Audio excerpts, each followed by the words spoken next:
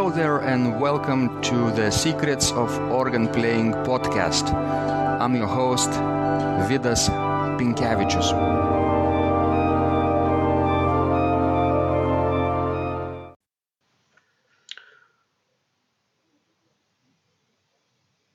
Welcome to Secrets of Organ Playing podcast number 114. This is Sunday, October the 1st, 2017. And today's guest is Dr. David Danielson Eaton, who is an organist, teacher, and church musician whose performances have been described as world-class, dynamic, and consummately musical, meticulous and powerful, and the zenith of musical talent. His appearances in the great cathedrals and churches in Europe and various venues throughout North America, including Alice Tully Hall in Lincoln Center, the Piccolo Spoleto Music Festival in Charleston, South Carolina, the Concordia Organ Series at Concordia College in Bronxville, New York, the Old West Organ Society summer evening concerts at Old West Church in Boston and St. Thomas Church in New York City have been met with great enthusiasm. As church musician, he has held appointments in New York, Boston, Minneapolis, San Antonio, Austin, Wisconsin, Iowa, and South Carolina. Dr. Eaton served as director of music at the Church of St. John the Evangelist on Beacon Hill in Boston and as director of music at historic St. Helena's Episcopal Church, founded 1712 in Beaufort, South Carolina. For 10 years, Eaton served parishes in Texas, first as director of music and organist, choirmaster at St. Luke's Episcopal Church in San Antonio, Texas, and then at All Saints Episcopal Church on the University of Texas at Austin campus. Dr. Eaton is currently director of music and organist at the parish of the Epiphany in Winchester, Massachusetts. In this conversation, Dr. Eaton shares his insights about the importance of enjoying yourself when you play the organ, the importance of slow and concentrated and careful practice, and also being open for other people's suggestions. Let's go to the show. Thank you so much, David, for joining today. We are hours apart, maybe 7 hours apart, and Atlantic is across us, and we're thousands of miles apart, but we're sharing common goal, common vision, right? Pipe organs and pipe organ playing. So I'm very eager to get to know about your practice procedures, things that you are currently working on, things that inspire you, things that challenge you too. So how you overcome these things will be very valuable for our audience from 89 countries. Thank you so much, David. You're very generous and welcome to the show. I'm thrilled to have the opportunity to get to know you and to speak with you and to share thoughts and ideas on everything that we love so much, to play the organ and to learn how to play the organ. David, do you remember those days when somebody introduced you the pipe organ, those early days? Maybe could you share the story, how you first fell in love with the organ? Yes. So I began playing piano first. My mother would go and take a piano lesson for herself. And then when I was young, maybe 5 or 6 years old, she would come and share that same lesson that she had just received. And she noticed that I was able to pick it up fairly quickly. And so within a short period of time, she decided to give me separate piano lessons.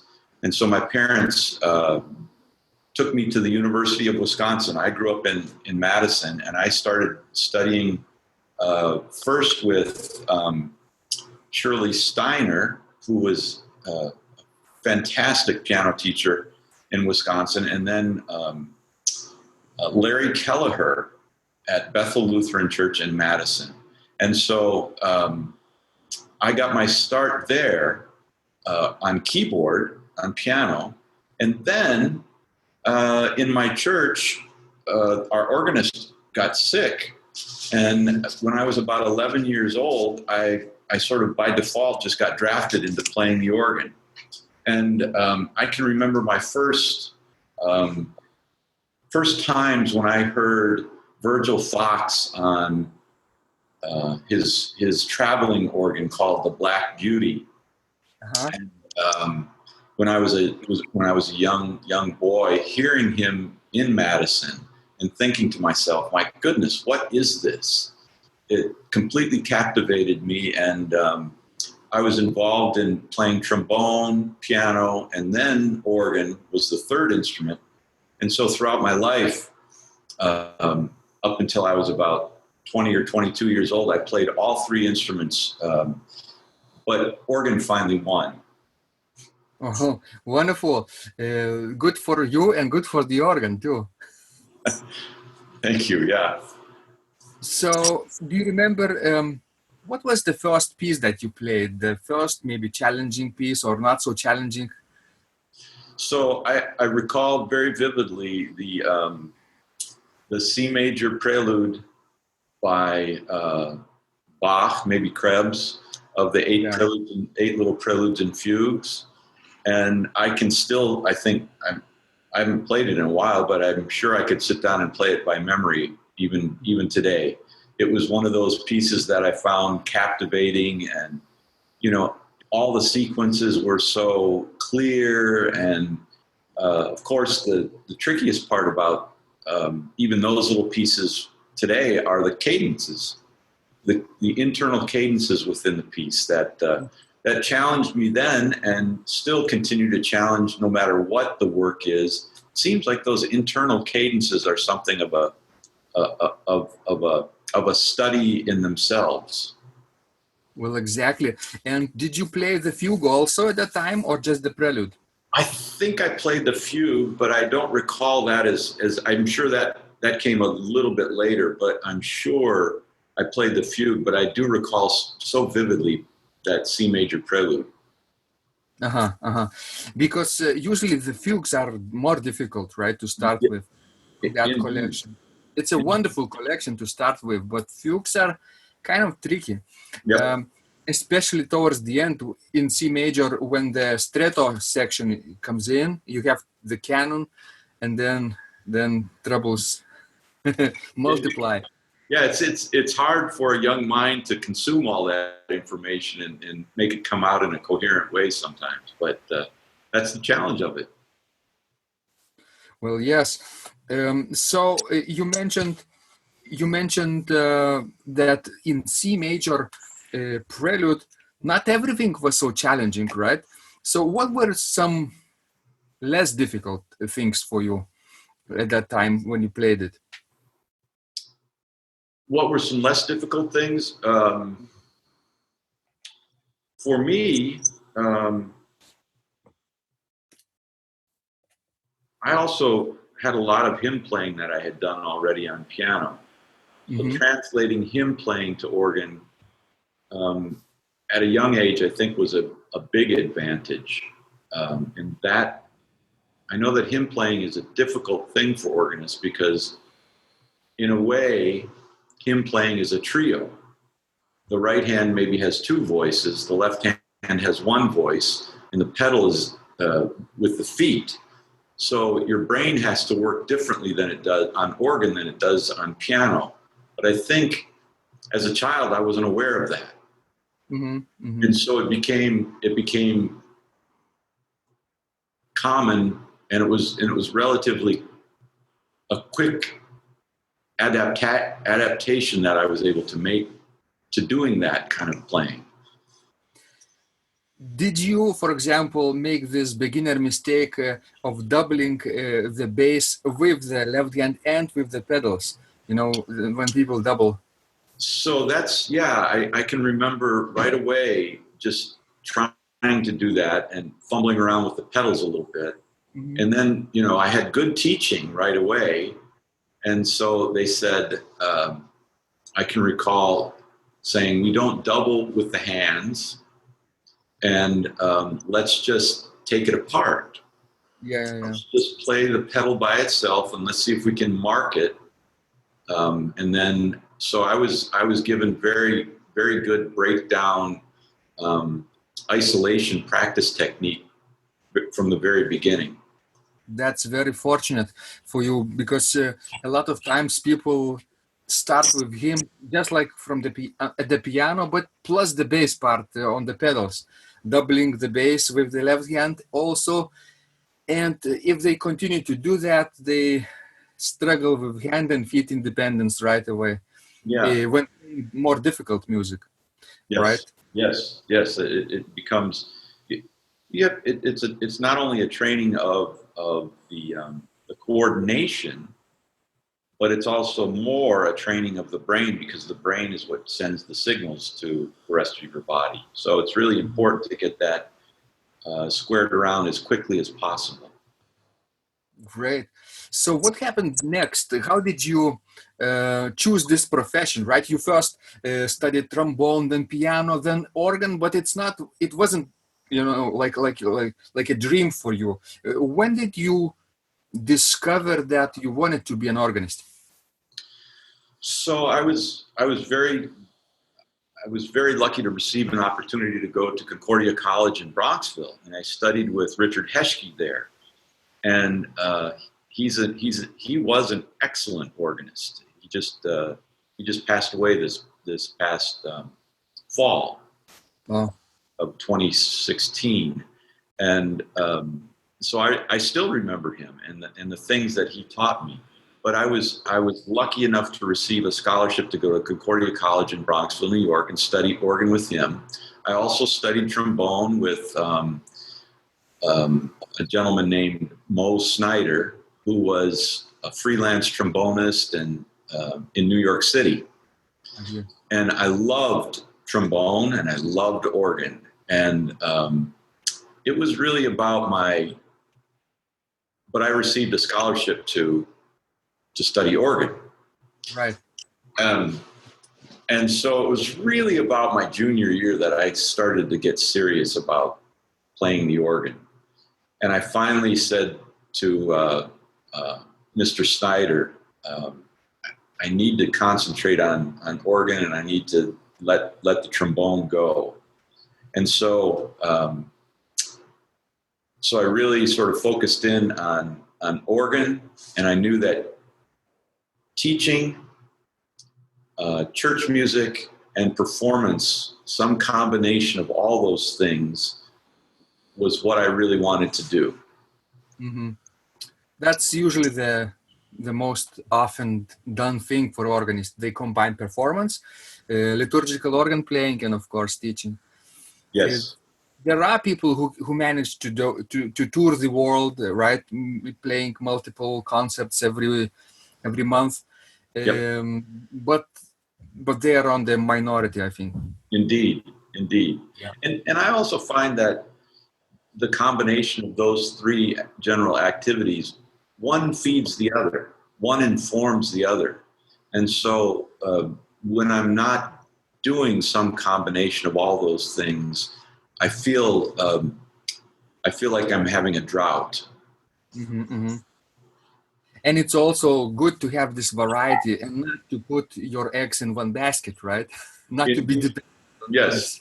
I mean, it's good for economic survival too. Yes. Yeah. Indeed. Yeah. Wonderful. You mentioned you had to let go trombone, right? Yes. It's all difficult and sad, right? To say goodbye to an instrument. Do you sometimes miss it today?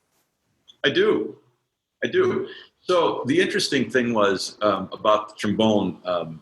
I don't really play trombone at all anymore. I don't even have a trombone anymore. But later on, when I went to New England Conservatory of Music, they at the time had a fabulous early music program, and so I was able to become a part of different early music ensembles by playing sackbut.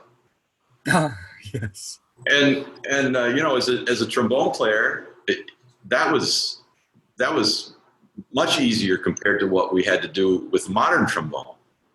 And so that crossover was immediate and allowed me to participate with early music in a new way with an old instrument. Wonderful. Yeah. Have you seen this movie called Lady Killers with Tom Hanks? I think the new version. And I've not seen yeah, it. and this was a basically gang of thieves who wanted to rob the bank, and they were hiding in the old women's basement, and they were all pretending to be Renaissance musicians, and one of them had to play sackbut. Oh, that's great. That's terrific. And and he was like a big fellow, like American football player, like this. And he said, "But I don't play butt sack." But he mixed it up. Got it all turned around, right? Oh, that's great. That's funny. I'll have to make sure I see that movie now. It's a wonderful movie. Yeah, it's adaptation of the older version with Peter Sellers. Yeah, yeah. Wonderful. So, David, you chose this profession, right? And of course, you have now a lot of experience. Do you have, of course, it's a stupid question, but probably I will ask it anyway. Do you have your favorite repertoire? Oh, no, it's not. It's not a silly question. It's certainly not. I mean, I think everyone has probably preferences. Mm-hmm. You know, so here's kind of an interesting way to answer it, and I think many people may even answer it this way. But I'm kind of in love with whatever repertoire is in front of me at that given moment. Mm-hmm. Whatever I have to play, or whatever I've been asked to play, or whatever it may be that's right in front of me. I really do love all sorts of music. Mm-hmm. And I seem to have the knack of finding a way to for whatever is in front of me to find its way to my heart. Mm-hmm. That being said, there's certain repertoire that I do seek out myself first, and that tends to be. I really have a soft spot in my heart for North German repertoire. Folk repertoire, and all the golden age of the organ from Sweelinck to Bach, and all the genealogy, all the organ genealogy that comes in between. I just think it's where we come from as organists, and it's so cosmopolitan, and for its time, it provides an incredible foundation for everything else that comes after it, from just about every school in the world. So it's kind of like going to ground zero for organ music. Mm-hmm. When did you first discover Sweelinck, by the way? Was it early? Sweelinck. Mm-hmm. Yeah. I think that was when I was an undergrad. A long time ago. And I was introduced to Sweelinck, and I was introduced to early fingerings. Mm-hmm. This was in this was 1981 to 1985. So this was kind of early on, at least in this country, for that kind of study and the articulation that it involved. And then I think that was my early introduction to it, and that was with Richard Heschke. Mm-hmm. Yeah. Right. Well, it's important to have this historically informed performance-oriented techniques right under your fingers and feet. Even though you may not encounter historical keyboards all the time, but it would take a lot of time to learn the piece in two ways: modern way and the historical way. And I think it's very efficient to learn the historical way first. Absolutely. And that saves time, right? Yeah. Oh, I've also been very, very blessed with having the opportunity to play on mechanical action organs. Just about, I had some combination of mechanical and electric action organs as an undergrad, as a grad student, and also then everything thereafter. So, in America, we don't have the opportunity to zone in on one particular style. We have to be broad generalists and specialists at the same time. And so it's, I felt like it was great to be at a college in New York City where all our instruments were mechanical action instruments. Yes. A lot of times organists who only play electronic keyboards, synthesizers, virtual organs, things like that, pipeless organs, right? Even electric action organs miss out on this sense of touch that nobody can replicate, probably. For me, again, this is the part of the beauty of playing a beautifully sensitive pipe organ.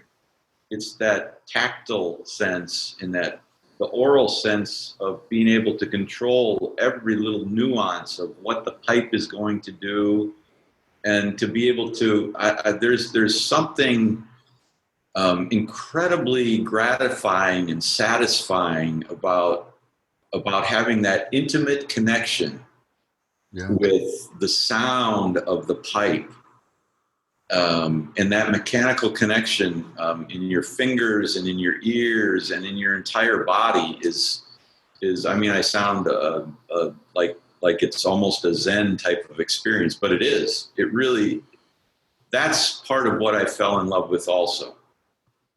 That's like a part of a meditation, right? In part, meditation, and it's very physical. It's also very physical. It's a direct connection with the physical instrument, right? It is another material. With electronics, we don't have that. Right? Like pianists, they have a direct relationship with the piano. They can manipulate the touch, manipulate the sound, and that's as close as we can get with the mechanical action organ too. Yeah, it also struck me as a young organist,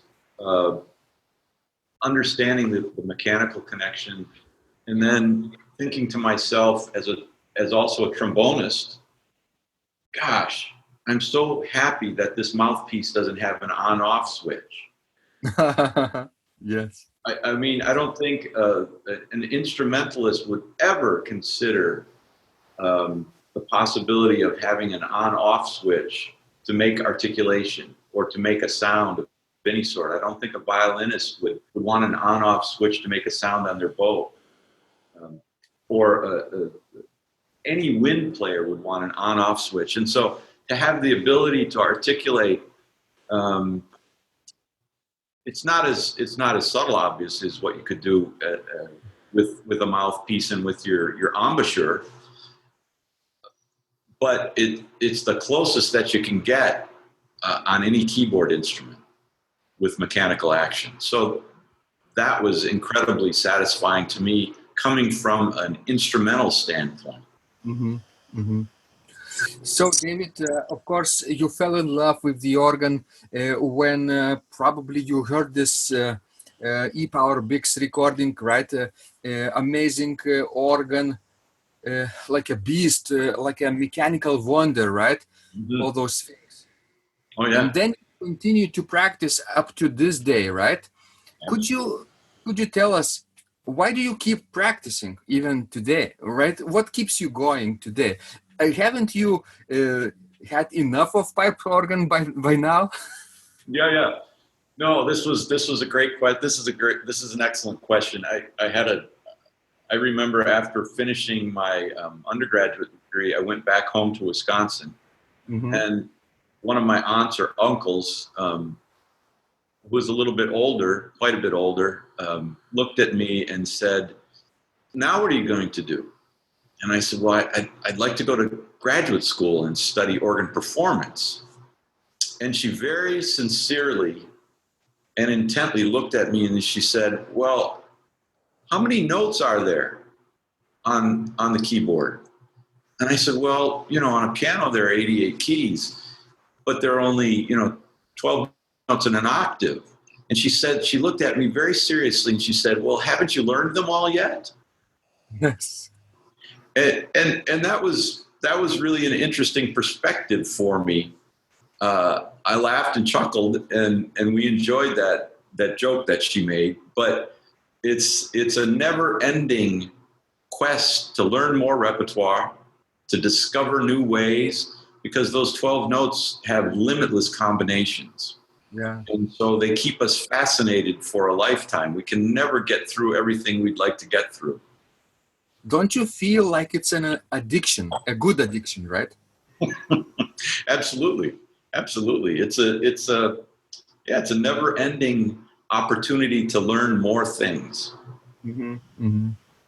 And we keep discovering new horizons. Like we master one problem, we overcome one challenge, and then the second one is right next around the corner, right? Absolutely. And just when you think you've got it figured out, you don't have it figured out. And that's, it's also sometimes a little bit perplexing, but at the same time, it also provides new opportunities, and it stretches your mind and your body and your soul in ways that you could never imagine. What you walk into today and what you put on the key desk in front of you today provides new opportunities to learn new things and to think new thoughts and to feel new feelings. And it's what a tremendous gift to be able to do that. Right. David, I know it's early in the morning at home, right, for you, and evening for me. But have you had the chance to practice today yet? First thing I do is get up and I run to the keyboard. So I have a keyboard at home, and I work. First thing I do is warm up my fingers. My fingers warm up with my brain, and so then I'm ready to go. Then I feel like I'm ready to go for the day. So what have you played today already? What have you practiced? What have I practiced today? Let's see. What was it this morning? I was, I think, Saiga variations, the Bach Saiga variations. That's a great piece to, it has everything in it.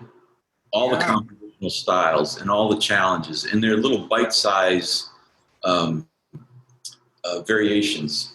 And so that was one thing that I touched this morning. And then I also play hymns right away. Wonderful. Yeah.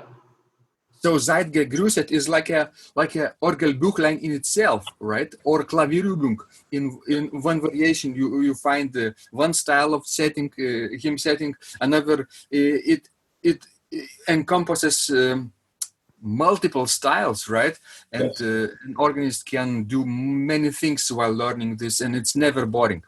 It's never boring, and no matter how long you play a piece, you can pick it up and it comes alive in new ways. Mm-hmm, mm-hmm. So, David, when you look at yourself, for example, back in your early days of organ playing, would you do something differently today if you had opportunities to start all over? I don't regret anything. I've been very, very blessed to have opportunities that seem to have served me well and seem to have. I enjoyed my path, and I'm not sure I would do anything to change it. I think it's there's nothing I can do to change it. Right. What I can do now from this day forward, though, is I have the benefit of the past to know what I'd like to concentrate and focus on as I move forward. But even with that, I feel like it's really an important thing to be able to just be open to opportunities that present themselves on a day-to-day basis. And in the organ world, there are lots of opportunities and lots of ways to to enrich oneself and to enrich the entire culture. And I'm so pleased that to be here with you and to participate in something that you've done to broaden the organ world and to bring new perspectives from organists to our community. So this is a tremendous thing that you have been able to do, and these are the kind of opportunities that we just never know about. You're right, David, and I alone could not achieve anything because, right, I can lecture for an hour, maybe 2, 3, 5, 10 hours, but your podcast conversation is like 114th, right? So we had like those tremendous discussions and conversations, dialogues between masters, and not only masters, students also, and all of them make our world a broader place and bigger in a way. We share, communicate ideas, and they enrich each of us, right? Indeed, we're all students together in this journey. Mm-hmm. Absolutely. So it's wonderful to meet you, wonderful to talk to you. You're so inspiring and wise with your experience and very generous. So David, if people are listening to you right now from 89 countries and they're wondering, what would be your number one advice in order to become better organist? Let's say, if you could say 1, 2, or 3 things for a student, how to get better at this craft, right? Yeah. How would you start? How would I start? Enjoy yourself, first of all, and love what you're doing. Have your heart and your soul in it. Be committed to it. That's all part of loving what you do. The kind of practice that I would encourage one to do is slow,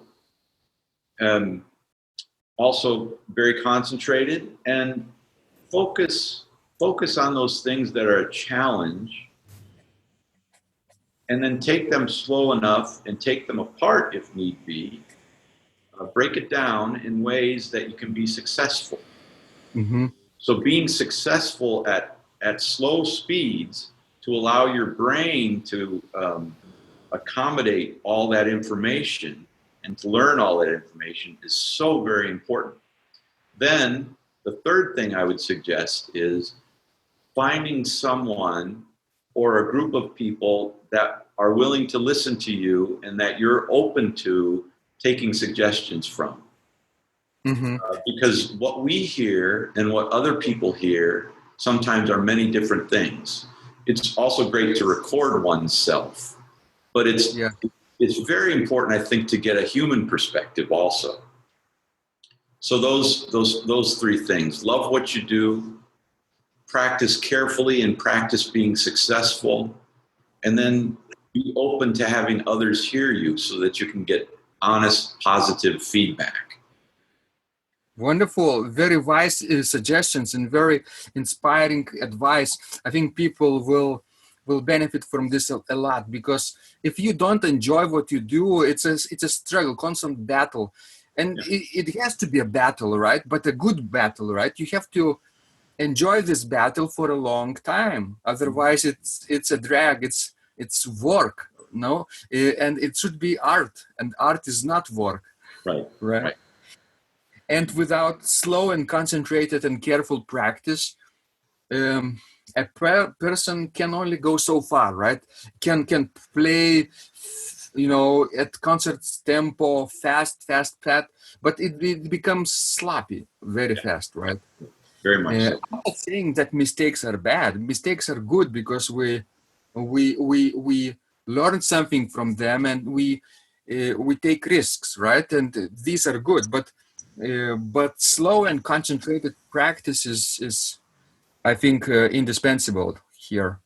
Yeah. And as you say, finding other people, to listen to us, right, and give us advice. That's kind of benefit is also tremendously valuable, because when you have other people it's not the same as you're playing for yourself. You could be playing at the concert speed, quite fast, and the piece would sound well, but right away when somebody else is listening, you know what happens. Yeah, you change everything when you know there are more ears on it. Yes. Yes, like Robert Schumann said, always practice as if the master is listening to you. That's right. That's right. Robert. That's very good advice. You change your perspective when you know someone's listening for you. Mm-hmm. Yeah. Absolutely. So thank you so much, David. You're so inspiring. Keep creating, keep practicing, and keep sharing with your audience. What is your next performance? What is your next opportunity to listen and to present? So right now I've just recently relocated to Chapel Hill, North Carolina, and so there are a number of things that I'll be doing here, and I think I've got some concerts scheduled for the upcoming year, 2018, and all that information is available on Wonderful. my website. So could you give our listeners a link when they could find you and your work online? Certainly. My website is daviddanielsoneaton.com, and it's just spelled out my entire name, David, D-A-V-I-D, DANIELSONEATON.com, and it's a great place to find out what's happening with my activities. Wonderful. Thank you so much, and keep creating, keep sharing, and let's keep in touch. Absolutely. Thank you so much. It's been a pleasure. If you liked this conversation, I encourage you to visit my blog Secrets of Organ Playing at organduo.lt, where you will find lots of insights, practical advice, and training for every area of organ playing. You can subscribe to this blog for free to get your daily dose of inspiration and to be the first to know when any of my future podcasts roll out. I hope to help you reach your dreams in organ playing. I'm Vidas Pinkevičius. Thanks for listening, and I'll catch you online really soon.